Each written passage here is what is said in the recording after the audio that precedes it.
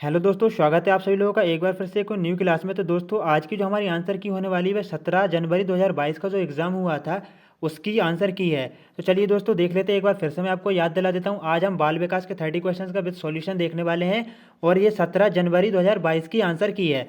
तो देखेंगे, पहला क्वेश्चन देख लेंगे। जिनका भी 17 जनवरी को एग्जाम हुआ था तो वे अपने क्वेश्चन को मिला लें और कमेंट बॉक्स में जरूर से बताएं कितने नंबर आए। दोस्तों, आप अपने जो भी आंसर कीज़ हैं वो आप मुझे टेलीग्राम चैनल या जो हमारा व्हाट्सअप ग्रुप है उस पर सेंड कर सकते हैं। मैं उसकी जो भी आंसर की है विद सॉल्यूशन के साथ आपको क्लास प्रोवाइड कर दी जाएगी। देखेंगे, पहला क्वेश्चन है, निम्नलिखित में से कौन सा संवेग अधिगम को सकारात्मक रूप से प्रभावित करता है। तो दोस्तों, कौन सा संवेग है जो सकारात्मक रूप से अधिगम को प्रभावित करता है। राइट आंसर हो जाएगा ऑप्शन नंबर क्या हो जाएगा, राइट आंसर ऑप्शन नंबर 1 हो जाएगा। ठीक है, क्या हो जाएगा, ऑप्शन नंबर 1 इसका सही उत्तर हो जाएगा। ये जो आशा दिया हुआ है ना, ये सही हो जाएगा। आगे देख लेंगे, नेक्स्ट क्वेश्चन को देखेंगे। अभिकथन विद्यार्थियों को विभिन्न अधिगम रणनीतियों का उपयोग कब, कहाँ और क्यों करना है, इसके बारे में स्वनियामक ज्ञान सिखाया जाना चाहिए। बिल्कुल दोस्तों, कारण आर, एक अधिगम रणनीति को बनाए रखने और उसे नियोजित करने की संभावना बढ़ जाती है यदि विद्यार्थी को पता है कि इसका उपयोग कब, कहाँ और क्यों करना है। तो दोस्तों, बिल्कुल ये दोनों को दोनों सही हो जाएंगे और एक ही व्याख्या आर भी कर रहा है। तो दूसरे नंबर का क्वेश्चन का राइट आंसर ऑप्शन नंबर 4 हो जाएगा। तो दोस्तों, क्या हो जाएगा, ए और जो आर है ना, दोनों के दोनों सही हो जाएंगे और आर सही व्याख्या कर रहा है किसकी, ए की। आगे देख लेंगे, नेक्स्ट क्वेश्चन को देखेंगे। लेब वाइगोत्स्की के अनुसार सीखने का आधार क्या है।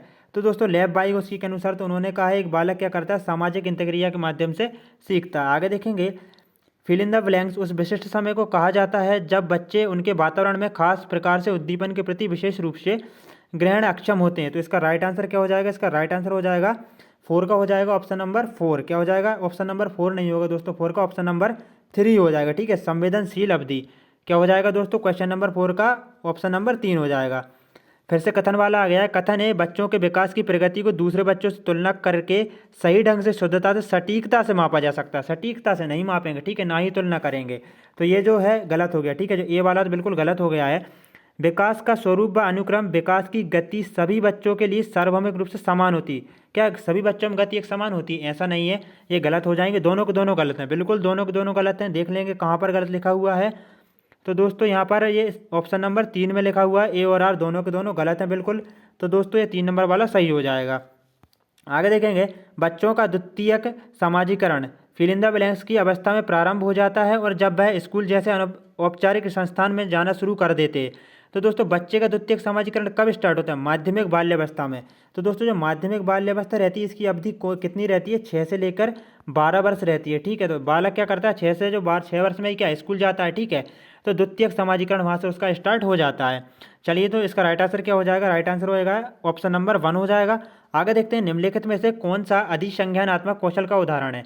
तो दोस्तों, इसका राइट आंसर हो जाएगा 7वें का 4। क्या हो जाएगा, ऑप्शन नंबर 4 हो जाएगा। किसी समस्या को हल करने में स्वयं द्वारा प्रयुक्त प्रक्रिया का मूल्यांकन ही क्या होता है, अधिसंज्ञानात्मक कौशल का उदाहरण है। आगे देख लेंगे, अभिकथन, किसी नए संप्रदाय का शिक्षण शुरू करने से पहले एक शिक्षिका को पूर्व अपेक्षित ज्ञान की समीक्षा कर लेनी चाहिए। यह विद्यार्थियों को नए संप्रदाय को समझने के लिए आवश्यक जानकारी को ध्यान में लाने में मदद करेगा। कारण देखेंगे, शारीरिक दंड का अभ्यास शिक्षार्थी के अवांछनीय व्यवहार को सुधारने की रणनीतिक रूप में नहीं किया जाना चाहिए। तो दोस्तों, 8वें का क्या हो जाएगा, 8वें का हो जाएगा ऑप्शन नंबर 2। ए और आर दोनों सही है, आर सही व्याख्या नहीं है। ठीक है, ए की बिल्कुल दोस्तों क्या हो जाएगा, ये हो जाएगा ऑप्शन नंबर 2 हो जाएगा। थोड़ी सी अपन व्याख्या कर लेते हैं। चलिए देख लेंगे, क्या है, किसी संप्रदाय में क्या लिखा है दोस्तों, किसी संप्रदाय का शिक्षण शुरू करने से पहले एक शिक्षिका को पूर्व अपेक्षित ज्ञान की समीक्षा कर लेनी चाहिए। यह विद्यार्थी को नए संप्रदाय को समझने के लिए आवश्यक जानकारी को ध्यान में लाने में मदद करेगा। बिल्कुल करेगा। ठीक है, और आर क्या कह रहा है, शारीरिक दंड का अभ्यास शिक्षार्थियों के अवांछनीय व्यवहार को सुधारने की रणनीतियों के रूप में नहीं किया जाना चाहिए। तो ये सही है, लेकिन ये उसकी व्याख्या नहीं कर रहा है। ठीक है, तो ऑप्शन नंबर कौन सा, ये हमारा सेकंड वाला इसका सही हो जाएगा। ठीक है, ए और आर दोनों सही है, लेकिन आर सही व्याख्या नहीं कर रहा है। नेक्स्ट क्वेश्चन को देखेंगे, समावेशी शिक्षा निम्नलिखित में से किसकी जरूरतों को पूरा करने में मदद करती है। तो इसका राइट आंसर क्या हो जाएगा, प्रत्येक विद्यार्थी की। ठीक है, कोई भी विद्यार्थी हो, सभी विद्यार्थी को, वंचित वर्ग का हो तो उसको भी सामान्य बच्चों के साथ शिक्षा प्रदान की जाती है समावेशी शिक्षा के अंतर्गत। तो इसका ऑप्शन नंबर क्या हो जाएगा, 3rd हो जाएगा 9 क्वेश्चन का। बाल केंद्रित शिक्षा में शिक्षक, ठीक है, बाल केंद्रित शिक्षा में शिक्षक। तो दोस्तों 10वें का राइट आंसर हो जाएगा क्या, 4। बच्चों व सीखने की प्रक्रिया को सामाजिक रचनावादी रूप में देखता है। बिल्कुल, बाल केंद्रित जो शिक्षा रहती है उसमें शिक्षक बच्चों के सीखने की प्रक्रिया को सामाजिक व रचनावादी रूप में देखता है। आगे देख लेंगे, जब एक विद्यार्थी किसी समस्या को हल करने में फंस गया था तो उसके शिक्षक ने उसे अपने विचार खुद से बात करने का सुझाव दिया। ऐसा करने के तुरंत बाद विद्यार्थी ने कहा, मुझे अब जवाब पता है। इस मामले में समस्या समाधान की किस रणनीति ने विद्यार्थी की मदद की है? तो दोस्तों इसका राइट आंसर ऑप्शन नंबर 2 हो जाएगा। क्या हो जाएगा? ऑप्शन नंबर 2 इसका बिल्कुल राइट आंसर हो जाएगा, स्मृति सहाय विधि। दोस्तों मैं आपको सिर्फ यहाँ पर आंसर बताते जा रहा हूँ क्योंकि दोस्तों बहुत ज़्यादा आंसर कीज हैं, उनको सभी के सभी को सॉल्यूशन करना है, इतना टाइम है नहीं। आप सभी लोगों को पता ही है ग्रुप में कितने बच्चे बोल रहे हैं। दोस्तों सभी के सभी अपनी जो आंसर कीज हैं वह सेंड कर सकते हैं, मुझे अपने ग्रुप में सेंड कर दें, मैं एक एक करके सभी का सॉल्यूशन निकाल दूंगा। ठीक है, क्वेश्चन नंबर 12 है, हार्वर्ड गार्डनर ने बहुबौद्धिक सिद्धांत के अनुसार निम्नलिखित में से कौन सा जोड़ा बुद्धि के प्रकार और अंतः स्थित अनुपालन संभावना के अनुसार सही है? दोस्तों क्या सही है के बारे में बताया, क्या सही है पूछ रहा है। ठीक है, हार्वर्ड गार्डनर के बहुबुद्धि सिद्धांत के अनुसार निम्नलिखित में से कौन सा जोड़ा बुद्धि के प्रकार और अंतः स्थिति अनुपालन संभावना के अनुसार सही है पूछा है। मतलब कि यहाँ पे 3 गलत होंगे हार्वर्ड गार्डनर के सिद्धांत के अनुसार और 1 सही होगा। तो चलिए देख लेते हैं। बुद्धि का प्रकार प्राकृतिक, अंतः स्थिति अनुपालन संभावना। देखिए यहाँ पर बुद्धि का प्रकार क्या है? प्राकृतिक है। ठीक है, प्राकृतिक बुद्धि हार्वर्ड गार्डनर ने दी है। अंतः स्थिति क्या है? अनुपालन संभावना, मतलब कि ये शिक्षक में होती है। तो दोस्तों प्रकृति बुद्धि शिक्षक में नहीं होती है। ठीक है, वनस्पति विज्ञानी, ठीक है, पशु वैज्ञानिक हो गया, ठीक है, तो इनमें रहती है। ठीक है, प्राकृतिक बुद्धि। तो ये वाला तो बिल्कुल भी दोस्तों सही नहीं होगा। आगे देखेंगे, बुद्धि का प्रकार भाषिक, अंतः स्थिति अनुपालन संभावना लेखापालक। ठीक है, तो बुद्धि का प्रकार भाषिक क्या बता रहा है यहाँ पर? भाषिक बता रहा है। अंतः स्थिति क्या? अनुपालन संभावना। और ये क्या भाषिक जो बुद्धि रहती है लेखापाल में रहती है। किस में रहती है? लेखापाल में रहती है क्या? चलिए दोस्तों और देख लेते हैं, आगे क्वेश्चन देख लेते हैं। बुद्धि का प्रकार शारीरिक गति, संवेदनात्मक, अतः स्थिति अनुपालन संभावना गायक। तो दोस्तों गायक में बिल्कुल नहीं, शारीरिक बुद्धि गायक में नहीं रहती, बल्कि धावक वगैरह रहते हैं, नर्तक रहते हैं, नर्तिकियाँ रहती हैं, उनमें रहते हैं। ऑप्शन नंबर 4 देखेंगे, बुद्धि का प्रकार स्थानिक है, अंतः स्थिति अनुपालन संभावना वास्तुकार। तो दोस्तों इसका राइट आंसर तो ऑप्शन नंबर 4 हो जाएगा। बिल्कुल क्या हो जाएगा? 4 हो जाएगा। दोस्तों इसका राइट आंसर एक 2 भी हो सकता है। ठीक है, इन दोनों में काफ़ी ज़्यादा कन्फ्यूजन है। हार्वर्ड गार्डनर ने बहुबुद्धि सिद्धांत के अनुसार निम्नलिखित में से कौन सा जोड़ा बुद्धि के प्रकार और अंतः स्थिति अनुपालन संभावना के अनुसार सही है? तो दोस्तों यहाँ पर अंतः स्थिति देख लेते हैं एक बार। अंतः स्थिति में कोई प्रॉब्लम तो नहीं है? अंतः स्थिति में बिल्कुल भी कोई प्रॉब्लम नहीं है। ठीक है, तो इसका राइट आंसर क्या हो जाएगा? इसका राइट आंसर हो जाएगा दोस्तों ऑप्शन नंबर 4 पे जाऊँगा मैं तो। ठीक है, कौन से पे जाऊँगा? ऑप्शन नंबर 4 पे चले जाएंगे। बुद्धि का प्रकार स्थानिक, अंतः स्थिति अनुपालन संभावना वास्तुकार। ठीक है, ऑप्शन नंबर 4 इसका राइट आंसर हो जाएगा। ठीक है, क्योंकि वास्तुकार में यही बुद्धि रहती है। आगे देख लेंगे, निम्नलिखित में से किसे दिव्यांगजन अधिकार अधिनियम 2016 को बढ़ावा दिया? तो दोस्तों 13 क्वेश्चन नंबर हो जाएगा, इसका राइट आंसर हो जाएगा ऑप्शन नंबर 4। क्या हो जाएगा? ऑप्शन नंबर 4, जीवन के सभी क्षेत्रों में समानता और गैर भेदभाव। बिल्कुल दोस्तों इसी को बढ़ावा दिया है जो दिव्यांगजन अधिकार अधिनियम है 2016 का, उसमें क्या हो जाएगा एक बार फिर से बताऊंगा, ऑप्शन नंबर 4 राइट आंसर हो जाएगा। आगे देखेंगे, किस चरण में बच्चे परिकल्पनात्मक कथनों पर काम कर पाते हैं? कथनों में तार्किक संबंध देख पाते हैं तथा अनुपात जैसी अमूर्त संरचनाओं को समझने में सक्षम होते हैं। दोस्तों अमूर्त संरचनाएं आ रही हैं तो आप समझ ही गए होंगे, बिल्कुल रिपीटेड क्वेश्चन, ऑप्शन नंबर 4 इसका सही हो जाएगा अमूर्त। दोस्तों परिकल्पनात्मक या निगमनात्मक जहाँ आएगा तो आप आंख बंद करके बिल्कुल अमूर्त संक्रियात्मक अवस्था मार देंगे, सही हो जाएगा। ठीक है, तो राइट आंसर 4 है।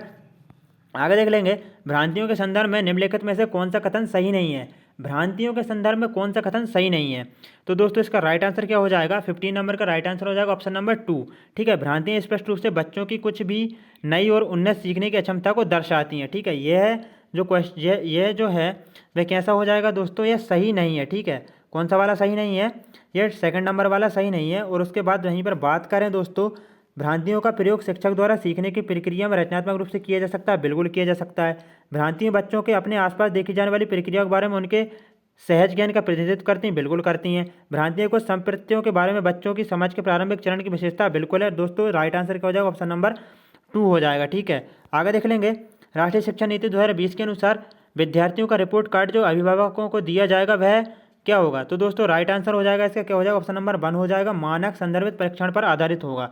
ठीक है, किस पर होगा? मानक संदर्भित परीक्षण पर आधारित होगा। अब दोस्तों यहाँ पर ऑप्शन नंबर 2 देखेंगे, विद्यार्थियों के प्रदर्शन को उनके सहपाठियों से तुलना के रूप में प्रस्तुत करें। तुलना के रूप में उनके नहीं करेंगे। और मापदंड संदर्भित परीक्षण पर भी क्या होता है? उसमें भी बच्चों के साथ तुलना की जाती है। ठीक है, विद्यार्थी की प्रगति या विशिष्टता को प्रतिबिंबित भी नहीं करेंगे। तो राइट आंसर ऑप्शन नंबर 1 हो जाएगा। क्या हो जाएगा? मानक संदर्भित परीक्षण पर आधारित हो। आगे देख लेंगे, भाषा व संज्ञानात्मक विकास के बारे में निम्नलिखित में से कौन सा कथन सही है? भाषा और संज्ञानात्मक बारे में पूछा जा रहा है, ठीक है। तो ऑप्शन नंबर क्या हो जाएगा इसका? 17 का ऑप्शन नंबर 2 हो जाएगा। भाषा की संज्ञानात्मक विकास में महत्वपूर्ण भूमिका होती है। बिल्कुल होती है दोस्तों, महत्वपूर्ण भूमिका तो होती ही है। चलिए आगे देख लेंगे, बाकी के जो ऑप्शन है आप पढ़ लेना। दोस्तों आगे देख लेंगे, गुणज, वैकल्य, डिस्कैलकुलिया मुख्य रूप से किस कठिनाई से जुड़ी है? तो दोस्तों ये तो बिल्कुल रिपीटेड क्वेश्चन है। राइट आंसर क्या हो जाएगा इसका? राइट आंसर ऑप्शन नंबर 4 हो जाएगा। गणितीय गणना से जुड़ी हुई है डिस्कैलकुलिया, ठीक है।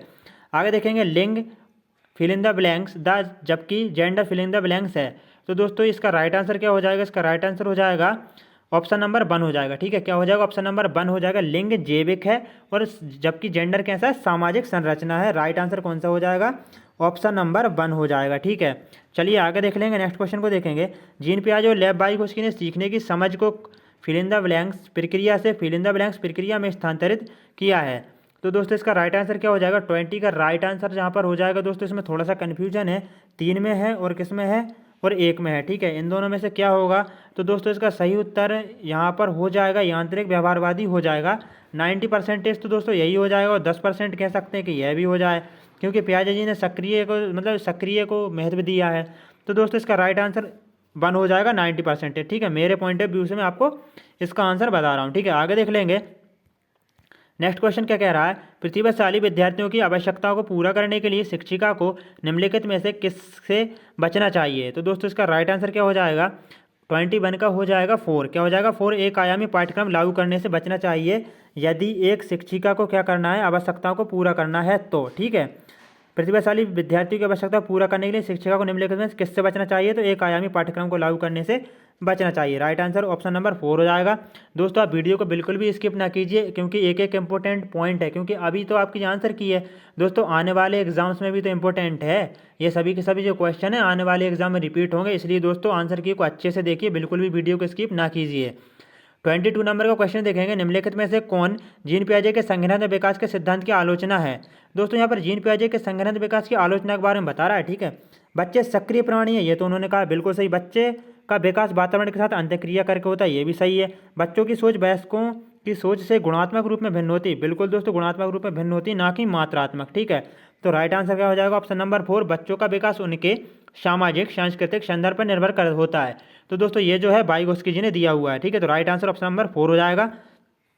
आगे देख लेंगे, 22 का क्या 4 होगा। 23 क्वेश्चन देखेंगे, बच्चों का मूल्यांकन करने के लिए शिक्षकों को निम्नलिखित में से किन तरीकों का प्रयोग करना चाहिए? तो दोस्तों समूह में कार्य बिल्कुल करेगा, ठीक है। कक्षा में भागीदारिता बिल्कुल करेगा, पोर्टफोलियो इसका भी प्रयोग करेगा, प्रस्तुतिकरण का भी करेगा। तो ऑप्शन नंबर 2 राइट आंसर हो जाएगा। कौन सा हो जाएगा? ऑप्शन नंबर 2 इसका राइट आंसर हो जाएगा। 1 2 3 4 हो जाएगा, ठीक है। आगे देख लेंगे, नेक्स्ट क्वेश्चन को देखेंगे, सामाजिक आर्थिक रूप से वंचित समूह के छात्रों का अवधारण सुनिश्चित करने के लिए राष्ट्रीय शिक्षा नीति ने 2020 प्रस्तावित करता है कि पाठ्यचर्या और शिक्षा शास्त्र संलग्न और संदर्भित हो। कैसे हो दोस्तों? संलग्न और संदर्भित हो। राइट आंसर नंबर 1 हो जाएगा। आगे देख लेंगे, निम्नलिखित में से कौन सा अभ्यास भाषण और भाषा विकारों वाले विद्यार्थियों के सफल समावेशन में बाधा उत्पन्न करेगा? तो दोस्तों इसका राइट आंसर 25 का क्या हो जाएगा? 25 का हो जाएगा 4। क्या हो जाएगा? 4 हो जाएगा। अभिव्यंजक भाषा कौशल का समर्थन करने के लिए दृश्य के उपयोग को हतोत्साहित करना, ठीक है। यहाँ पर नेगेटिव टेक वर्ड सारा दिख रहा होगा, ठीक है। हतोत्साहित नहीं करेंगे। तो इसका राइट आंसर क्या हो जाएगा? राइट आंसर हो जाएगा ऑप्शन नंबर क्या हो जाएगा? इसका 4 हो जाएगा। आगे देख लेंगे, लॉरेंस कोहलबर्ग द्वारा प्रतिपादित नैतिक विकास के किस स्तर पर व्यक्ति विश्वास रखते हैं कि समाज को अपने नियमों में समय के साथ बदलाव करने की जरूरत है? दोस्तों इसका राइट आंसर बिल्कुल आंख बंद करके ऑप्शन नंबर 3 लगा देना। मैं आपकी इसकी आपको व्याख्या बता देता हूँ। क्या होता है दोस्तों, सामाजिक अनुबंध अभिविन्यास में एक बालक पता क्या कहता है? एक बालक कहता है भाई कि समाज के जो नियम है उनमें थोड़ा बहुत बदलाव होना चाहिए, ठीक है, एक से नहीं चलना चाहिए। तो याद रखना दोस्तों, हमेशा भी इस प्रकार का क्वेश्चन आए तो सामाजिक अनुबंध अभिविन्यास ही आएगा, ठीक है। बालक क्या कहता है? भाई बदलाव होने चाहिए, ठीक है, लेकिन क्या होता है, समाज के अनुसार चलना चाहिए, ठीक है। बाकी ये कोहलबर्ग का जो सिद्धांत है ना, इसमें ऐसा दिया गया है, लेकिन बच्चे क्या कहते हैं? तो वह कहते हैं कि भाई बदलाव होना चाहिए। तो इसका राइट आंसर ऑप्शन नंबर 3 हो जाएगा। सामाजिक अनुबंध अभिविन्यास यही कहता है।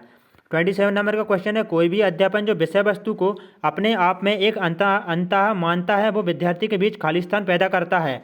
तो दोस्तों क्या पैदा करता है? 27 नंबर का राइट आंसर क्या हो जाएगा?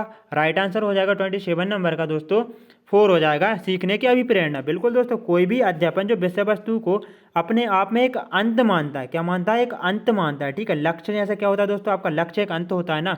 आपको क्या है, सीटेट पास करना है तो आपका लक्ष्य क्या है? अंत हो गया, तो प्रेरणा मिलेगी आपको। ठीक है, तो अभिप्रेरणा सीखने की अभिप्रेरणा हो जाएगा। दोस्तों चैनल को सब्सक्राइब जरूर से कर लें, क्योंकि दोस्तों देखिएगा मैं बिल्कुल दिन रात आपके लिए जो आंसर किए मैं उपलब्ध करा रहा हूं। तो दोस्तों आप भी एक सब्सक्राइब करके मेरा मेरा जो मोटिवेशन है, जो अभिप्रेरणा है, मेरे को मोटिवेट कीजिए दोस्तों। तो और भी जितने भी हैं सभी के सभी जो आंसर किए आपको जल्दी से जल्दी मिल जाएंगी। दोस्तों देरी के लिए क्षमा चाहता हूं मैं आप सभी लोगों से, क्योंकि दोस्तों मैं अकेला हूं और पूरे के पूरे सॉल्यूशन जो अच्छे से देखता हूं मैं। ठीक है, ऐसा नहीं है कि कुछ भी उठा दिए कोई भी चैनलों की तरह। ठीक है, और संस्कृत की वीडियो भी आएंगी दोस्तों। तो 28 नंबर का क्वेश्चन क्या है, एक शिक्षिका अपने विद्यार्थियों के बीच प्रक्रियात्मक ज्ञान को सुशाध्य करना चाहती है, निम्नलिखित में से कौन सा प्रश्न इस उद्देश्य के लिए उपयुक्त है? तो दोस्तों यहाँ पर देखिए, क्वेश्चन को अच्छे से पढ़ना। ठीक है, क्वेश्चन क्या कह रहा है एक बार अच्छे से देखेंगे। एक शिक्षिका अपने विद्यार्थियों के बीच प्रक्रियात्मक ज्ञान को सुसाध्य करना चाहती है, निम्नलिखित में से कौन सा प्रश्न इस उद्देश्य के लिए उपयुक्त है? क्या करना चाहती है? प्रक्रियात्मक ज्ञान। ठीक है, प्रक्रियात्मक ज्ञान का मतलब पता है क्या होता है? पहले एक स्तर होगा, फिर 2 स्तर होगा, फिर 3 स्तर होगा, तो इसको क्या बोला जाता है? प्रक्रियात्मक ज्ञान बोला जाता है। अब मुझे एक बात बताइए, कौन सा ग्रह सूर्य के निकट है? तो दोस्तों कौन सा ग्रह है? बुध बोल देगा, बुध है। ठीक है, ये तो एक ही उसमें आंसर हो जाएगा। ठीक है, डीएनए के घटक और संरचना क्या है? ये भी नहीं है। और भारतीय राष्ट्रगान के मतलब भारत का राष्ट्रगान किसने लिखा? तो इसका भी एक आंसर है। लेकिन दोस्तों ऑक्सीकरण करेगा, फिर अपचयन करेगा, फिर समीकरण को कैसे हल करना है, तो दोस्तों राइट आंसर यही हो जाएगा। ठीक है, ये जो टैग वर्ड्स हैं दोस्तों इनको याद रखिए, प्रक्रियात्मक ज्ञान को, क्योंकि आने वाले टेट जो एग्जाम्स हैं उनमें काफ़ी इंपॉर्टेंट है। प्रक्रियात्मक ज्ञान मतलब कि एक चरण, दूसरा चरण, तीसरा चरण, इस प्रकार सीरियल बाय सीरियल सीखता जाता है। आगे देख लेंगे। आज का 29 नंबर क्वेश्चन है, किसी कार्य में विफलता के लिए निम्नलिखित में से कौन से आरोपण में एक विद्यार्थी को भविष्य के प्रयासों के लिए प्रेरित करने की संभावना है? तो दोस्तों 29 नंबर का राइट आंसर क्या हो जाएगा? इसका राइट हो जाएगा 4 हो जाएगा। मैंने इस बार पर्याप्त प्रयास नहीं किया, हालांकि मैं ऐसा करने में सक्षम हूँ। दोस्तों आप क्वेश्चन को अच्छे से फिर से हम पढ़ लेते हैं। किसी कार्य में विफलता के लिए निम्नलिखित में से कौन से आरोपण में एक विद्यार्थी को भविष्य के प्रयासों के लिए प्रेरित करने की संभावना है? तो दोस्तों यहाँ पर भविष्य में प्रेरित भी हो रहा है। ठीक है, तो क्वेश्चन ऑप्शन नंबर जो 4 है उसमें क्या है? मैंने इस बार जो पर्याप्त प्रयास नहीं किया, लेकिन मैं क्या करूँगा पता है, हालांकि मैं ऐसा करने में क्या सक्षम हूँ। तो इससे क्या हो, भविष्य के लिए भी प्रेरित होगा। आज का अंतिम क्वेश्चन देखेंगे, सब्सक्राइब जरूर कर लेना दोस्तों, क्योंकि दोस्तों जो मतलब की नोटिफिकेशन है और भी जो आने वाली आंसर की उनकी नोटिफिकेशन आपको तभी मिलेंगे जब आप सब्सक्राइब कर लेंगे। विद्यार्थियों के लिए अधिगम को सार्थक बनाने के लिए एक शिक्षिका को निम्नलिखित में से क्या करना चाहिए? विद्यार्थियों के लिए अधिगम को सार्थक बनाने के लिए एक शिक्षिका को निम्नलिखित में से क्या करना चाहिए? दोस्तों राइट आंसर हो जाएगा 30 का क्या हो जाएगा? 2 हो जाएगा। अनुभव पर चिंतन और मनन करने का अवसर प्रदान करना। तो दोस्तों इसका राइट आंसर ऑप्शन नंबर 2 है। तो हमने जो 17 जनवरी 2022 को जो एग्जाम हुआ था उसकी आंसर की बाल विकास की भी देख लिए दोस्तों। टेलीग्राम चैनल से जुड़ जाइए और हमारे व्हाट्सएप ग्रुप है उससे भी जुड़ जाइए। चैनल को सब्सक्राइब कर लीजिए, बेल आइकन को प्रेस कर लीजिए, ताकि और भी जो आंसर किए उसकी नोटिफिकेशन आपको मिल सकें। जय हिंद दोस्तों, वंदे मातरम। मिलते हैं एक और न्यू क्लास में।